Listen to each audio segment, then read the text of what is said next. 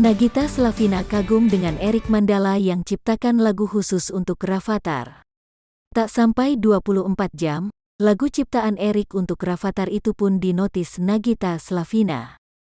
Tanpa basa-basi, istri Raffi Ahmad itu pun langsung memberikan penawaran kepada Erik sang pencipta lagu untuk Rafattar.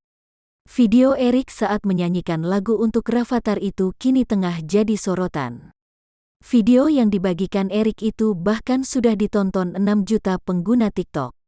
Dalam video berdurasi singkat itu, Erik menyanyikan lagu ciptaannya untuk Rafattar yang berjudul Selalu Ada. Izin A. Raffi, Erik juga udah ciptain lagu untuk A. Rafattar, judulnya Selalu Ada, dari refnya ya, kata Erik. Dengan suara merdu, Erik mulai melantunkan lagu untuk Rafattar itu. Konten video yang dibagikan Erik di kanal TikToknya itu sontak jadi viral di media sosial. Mengetahui hal tersebut, Nagita Slavina pun turut meresponnya.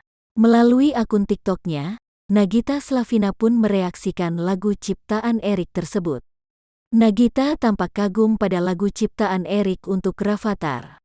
Tanpa berpikir lama, Nagita sontak mengajak Erik untuk datang ke rumahnya di Andara. Nagita ingin agar Erik bertemu Rafattar dan Raffi Ahmad.